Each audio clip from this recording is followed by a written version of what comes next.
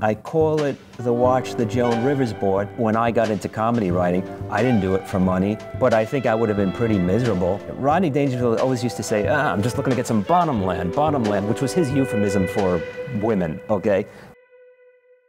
My name is Louis Ferrante.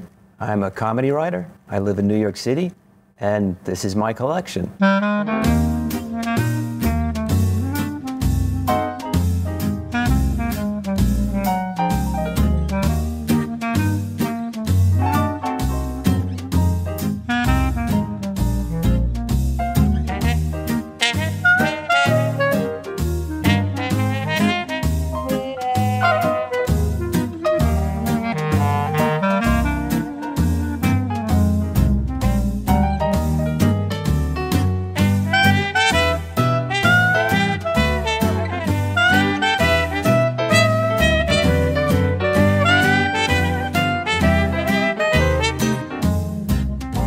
What got me into collecting luxury watches? Well, I'd like to say it was a rational decision, but it wasn't, or it was some watch nerd thing about movement or caliber or vintage year. But I saw Miami Vice,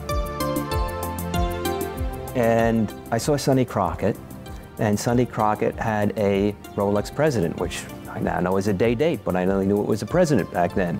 And I liked the very high crystal on the watch, and that was the only thing I liked about the watch. So eventually, I got one years later. I since learned more about watches, but that is what got me into watches. Seeing Sonny Crockett, sockless and all, head and shoulders, sleeves pulled up, with his Rolex, and it's high dome crystal. So that's what got me into watches. The very first watch I got was this 1625 Turnograph. It's called the Thunderbird, and I bought it at Sotheby's in 1991. I call it the watch that Joan Rivers bought because when I started writing for Joan Rivers, doing her monologue and joke material, I had reached a certain level. Before that, I was doing radio comedy for morning shows, and I wanted a Rolex. And I still wasn't at the level of Don Johnson and his high dome crystal, so this is what I got. It's a 1967 Rolex Turnograph on an oyster bracelet, and I got it for what I thought was a lot of money back then, but now it's pretty much doubled in price. Rolex, knowing how great they do marketing, gave these to the Thunderbird pilot, so it was known as the Thunderbird, but its actual name is Turnograph, so that was it, yeah. Comedy was really booming, very much like the cigars were in the late 80s. Everybody wanted to do stand-up, everybody wanted to convert their bar if they had a little stage to do comedy. And there was a directory, and you could advertise in that directory, actually. So me and my partner, we just advertised.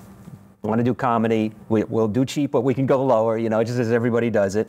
And got a call about 3 weeks later from a syndicator called Pro Media in the Bronx that was looking for writers to do commercial parodies and song parodies for radio morning shows, like Z100, you know the usual deal, the crazy kooky DJs. Well, we started that way, and that was the very first. That was in 1989. I'm probably dating myself with my age, but I looked very good for it. I was very precocious because I was 28. Well, I wrote for Joan Rivers. Then I wrote for Rodney Dangerfield. That was only material as requested. He would call me, he would need some stuff, and I got through Rodney through Joan Rivers. They knew each other. Rodney Dangerfield always used to say, I'm just looking to get some bottom land, which was his euphemism for women, okay? So, and he always used to say to me, you know, you get comedy around to get some bottom land, you know? And it's like, yeah, Rodney, I know. And Rodney Dangerfield has this habit, and I'm not the only one who said this, where at Dangerfield's, you'd come there and go up, and he'd have his robe and nothing on underneath it. And it's God's honest truth, really, God's honest truth. And he just, you know, crossed his legs, and it's like, you know, but that was, because he was at that point where he really didn't give a shit anymore, you know. No, he gave a shit about his comedy, but I remember thinking, I want to be, not in the robe I don't want to be, but I want to be like that. I just want to be very comfortable with something. And a Joan Rivers story, I was a young comedy writer, and I thought I knew better than someone that came up in strip clubs and had to be really tough and knew what it was like to do 100,000 hours of stand-up in a hostile environment. So I wrote a joke for her, and she used to try out her material at Michael's Pub, and she didn't want to do the joke. I said, no, I think this is going to be a really good joke, So she goes, okay, okay. So, you know, she'd do a joke, and then I would be there with other writers. And she's coming up to the joke. That joke died. I mean, that joke was, and it's not like I tried to tank the joke or anything. It just fell flat. I mean, it's like, So she's going through the other jokes, and she's not bringing it up. And I go, yeah, you know, about that joke. I said, I really wasn't funny. And I always remember that she looked at me, she goes, and you didn't have to do it on stage. And I was, wow. And she taught me that lesson. She is very maternal in a very Medea kind of way. If you know, she's like, you know, don't question me. I'm doing this. You know, I know what works and what doesn't work. The hardest learned lessons are the best learned lessons. And to show you the nicer side of Joan Rivers, when I first started writing, way back when, before it even became more official, I was still doing radio at the time. So I wrote about 30 or 40 jokes, sent them, didn't hear any. And I'm like, guess it's radio, that's what we're gonna keep doing. So I'm in bed one night, and at 12:30 the phone rings. And I'm like, I don't wanna get it. The answering machine picks up, and she goes, Louis Ferrante, this is Joan Rivers. I just read you, they're absolutely phenomenal. You gotta call me, and what was this? They don't have the number on this phone. Oh, here it is, you know. And she goes, it's brilliant, and she blew me a kiss. She goes, call me. And so, okay, so then, and that started it, and then she wanted me to go to Michael's pub. So I go there, and there's actually a long line to see Joan Rivers. So there's this guy, Gil, who was the manager of Michael's pub. So he's such a fucking dick, really. Excuse my language. And I go, I'm here to see Joan. He says, no, you gotta stay there. I go, you know, you don't understand. You know, she saw me because we had met originally, quickly at PJ Clark's. And she goes, what are you doing here? And I said, well, you know, Gil, he said again. She grabs me by the arm and she pulls me. She goes, now you come here. You don't have to wait. Gil, she goes, you see him? He's here. You let him in. And he's like begrudging, like, so she could be very, she could be very extreme, you know. If she wanted to teach a lesson, which I get, you know, because she came up, man, it was rough when she came up, you know. But she also didn't like bullies, you know, or didn't like people who were just flexing for the sake of flexing. So those are my two stories, and I'm sticking with them. And then jumping further down to the mid-90s, I hooked up with Columbia TriStar, and I started working with German television. I always like to say that with my work in German sitcom, that I'm the person who made the country that almost took over the world twice funny. There were several coordinations of watches and the jobs that I had. While I get my ash off. Around 1997, I finally got around to getting that Don Johnson high crystal watch, and that was this Rolex over here, which is a Rolex President. It looks like an 1801, but it's an 1807. It's supposed to be a barked finish. And there's an interesting story to this watch between, you know, just it being a milestone watch. I'm still kind of hesitant to make a jump to the price that a Rolex President would have. So a jeweler I knew in Newport Beach had this watch at a good deal. But it was highly polished. I mean, if you know what an 1807 looks like, it should have barking all over here, right? Its back is a little over polished, you could probably see. But I didn't want to make that big jump, so I bought this, okay, for a good price, knowing full well what it was, right?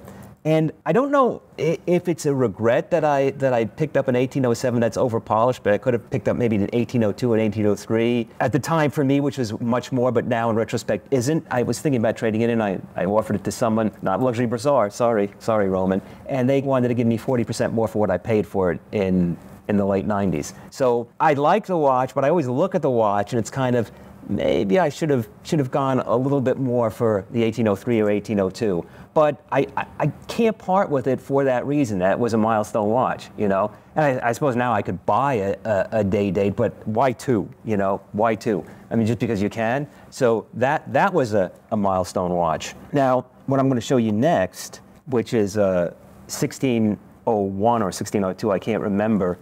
I think it might be a 1601. In any event, it's a stainless steel Datejust. I bought this watch in 2000. And the interesting thing is, eBay was just selling watches, right? Here I'm going to buy this from someone I didn't even know. Remember, this is way back when, right? Okay. So I figure, what's the least amount of money I could lose if this thing went sour, right? Well, so I pulled the trigger on it. I got it. I took it to Rolex, and sure enough, it is what it is. It's 1600 series, a stainless steel Jubilee bracelet with a white gold bezel, you know? That sort of started my trust in online. I had several Rolexes represented here, right?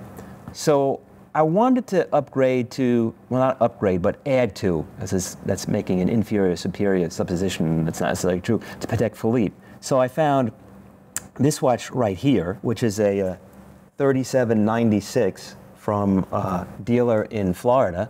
It's a 1991. That was the reason to balance out the collection. Then 𝗙𝗵𝗲𝗯𝗆 comes into the picture, okay? I wanted another Patek because I had fallen in love with the annual calendar. So you guys had this really banging 5035 rose gold, which I got through Annie, so I picked that one up. Came with its box and papers. Transaction was smooth. We came to an agreement that was fair for both of us right away, and that balanced out the Calatrava.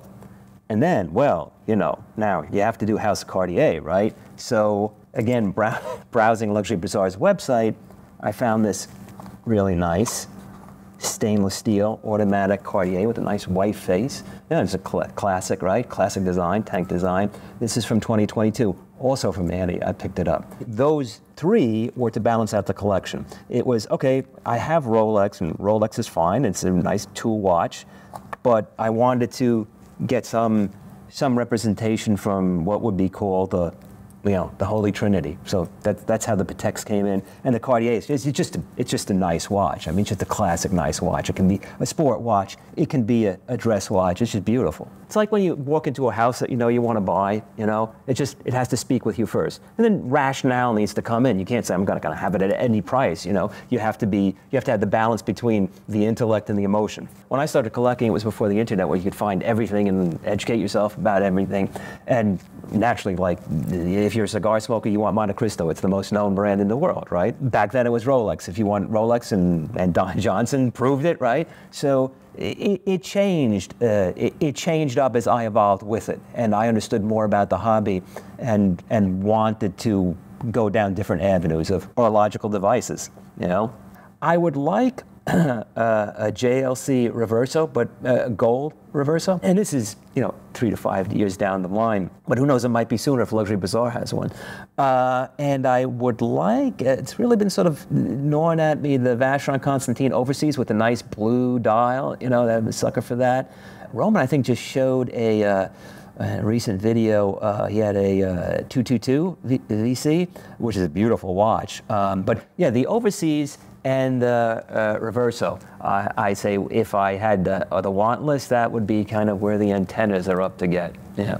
How did I get into cigars? I think, well, man cannot live by one passion alone, watches, so mine is cigars. I've always been a cigar smoker, but when cigar smoking was still considered stodgy, so it was kind of odd to see a 22-year-old guy smoking a cigar, and back then it was just machine-made. It was just Optimo Primo. I thought Anthony and Cleopatra Grenadiers were great cigars. I discovered Club Macanudo in very liberal New York City that will encourage marijuana smoking, but will look at you with askance if you smoke tobacco.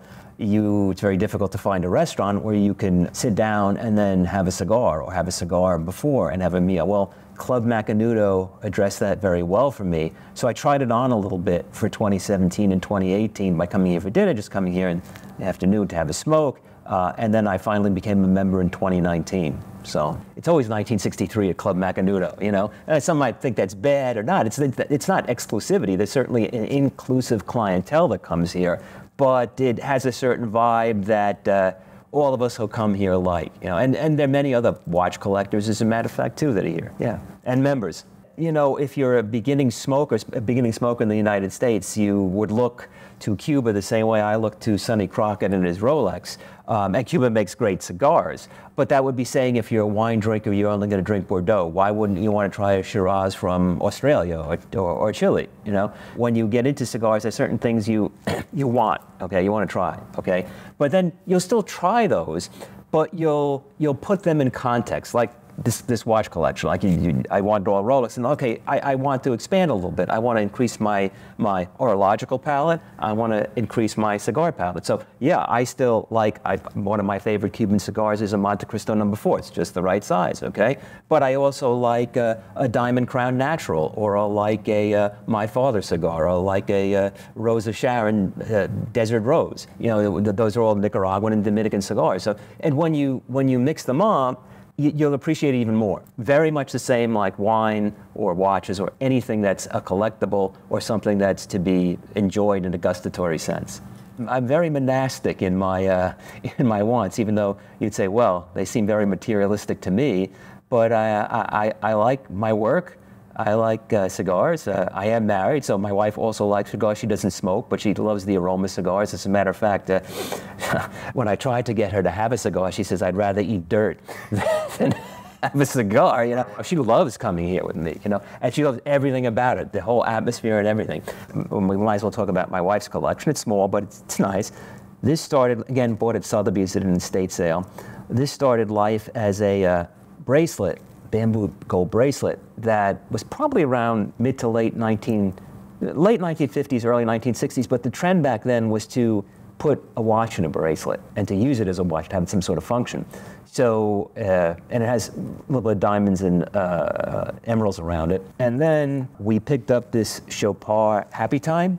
That was 3 years ago. She happened to see it online from the same jeweler that had this 3796 that I bought and wanted it. So, you know, 𝗙𝗂𝗽𝗄𝗃 isn't actually known for horological significance. I mean, it's not an insignificant watch. So those were the story behind my wife's two watches. I grew up in Flushing, Queens, and I relate very much to Woody Allen, who said when he crossed the Brooklyn Bridge, that was heaven for him. And when I crossed the 59th Street Bridge and moved to the Upper East Side, that was heaven for me. So if I never had to go anywhere, I wouldn't. I just have those three things that I really like, and they will hopefully suit me well as I coast to my final third in a cigar.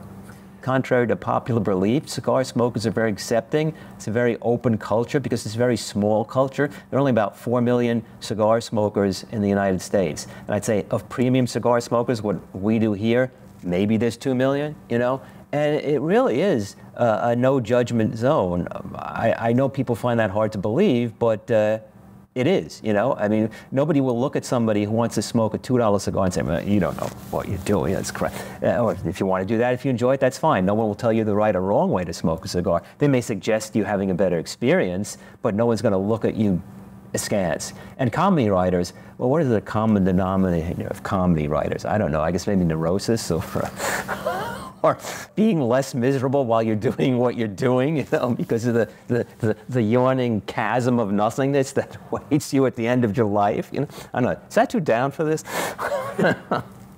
But yeah, and we like to laugh, you know, we like to laugh because it's like a hit of heroin all the time, you know. So the guys that I've seen here, and I talk about watches, they're not trying to beat you over the head with, you know, what they have on their wrist because it's better. And I suppose that goes in with the culture of cigars, that no one judges anybody. But yeah, it's something that Roman said way back when I first came on your guys' channel, is that, you know, why he would sell a watch that's only $500 or $25, because everybody's taste is individualized and not everybody can afford an AP or a Cartier Crash, okay, or even a Rolex for that matter, or, you know, basic entry-level Air King. There is a watch that you can start out with, and, you know, somebody's citizen might be the equivalent of, you know, a Rainbow Rolex. And Roman, I think from what he said, he sees that, you know, and just from a business point of view, you have a larger customer base. I'm going to show you a watch now.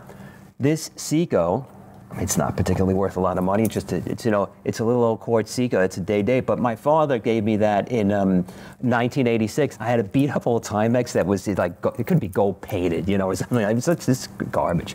Christmas, he surprised me with this. Now, to him, I mean, he wasn't into watches, but he picked this watch out for me and I gave it. And I would trade away all these watches for this one watch, but it's not worth a tenth of what any of these watches are. And watches, I'm not saying it as gospel, they should have some emotional connection, you know? Yeah, I go back to my my Rolex day-date, the 1807, and thinking about, you know, maybe I'll get rid of it. Maybe I'll buy a newer one or a proper 1800 series.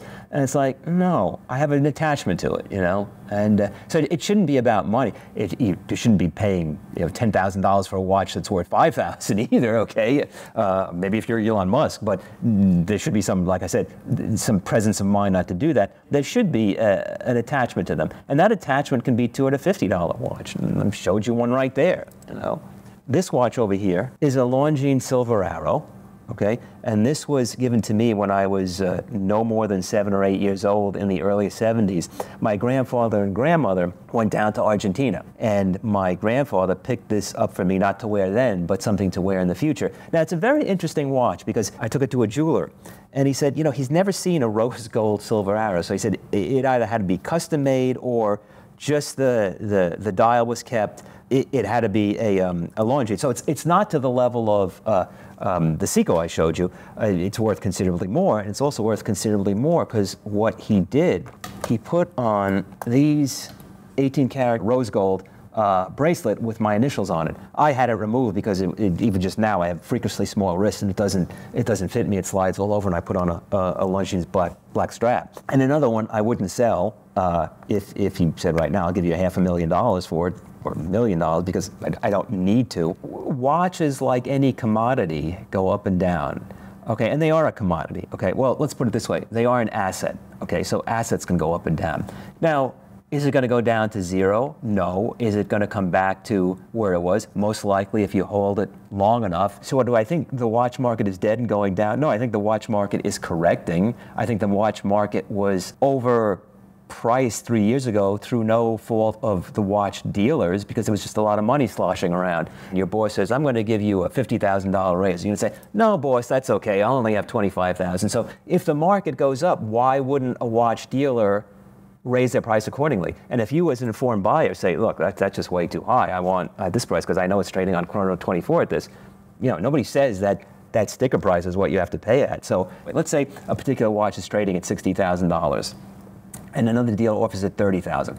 What is going to be the perception of that watch? It's the exact same watch, box papers. Well, there's got to be something wrong with that watch. Why would you? So, you know, you're kind of boxed into a market frenzy, and you're going to need that when the market craters, right? You're going to need that profit. So, because I'm telling you as a buyer that I don't fault any dealer for trying to get the best possible price they can on a watch, and they're not going to fault me for getting the best possible price on my end. And I have no shame when it comes to that. I have no problem opening up with the price that I'm sure someone could say, screw you, get away, we're not going to get. Okay, now we can talk. Okay, if you like the watch, go for the watch, but don't let the market drive you to the watch of the moment. Maybe you can't afford a Nautilus, you might be able to afford a 𝗙𝗃, okay? Maybe you can't afford a President. Maybe you can afford an Air King. Maybe you can afford a Milgauss. Don't do it to show off, because that's not why you should be in here. Don't do it to get rich, because they are assets, yes, but they're not pork bellies. They're not traded on a Forex, okay? And they shouldn't be, even though there's a watch volatility index, it shouldn't be. And 3, find out about other watches. You know, if you really like this hobby,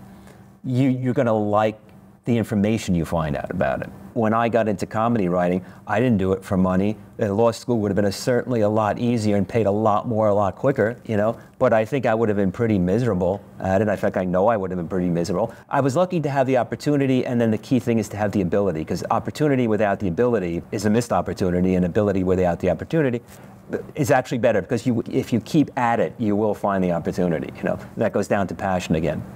Shameless plug, I'm not going to make it your final cut, but if anybody wants to come to Club Macanudo and see me, I'm here quite often. Come by, have a cigar, have a drink, have a meal, and keep laughing. If you have your hobby, realize it's a hobby, have the passion. Don't do it to impress other people. Don't also walk into it uninformed, and that's it, and keep smoking.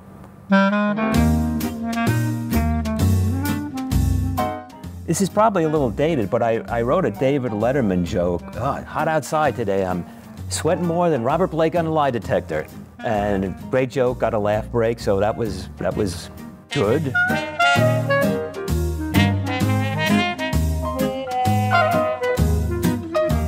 There was one that somebody else wrote, I could tell you. Elizabeth Taylor's so fat that when she's cut, she bleeds gravy, you know? But I mean, that's not my joke, that's another joke, so please don't use that. And that's something. Don't ever steal from comedy writers of comics, okay? And you kids out there going into comedy, don't do that. Oh God, that's so horrendous. You've just got me on a tirade now. People who steal jokes.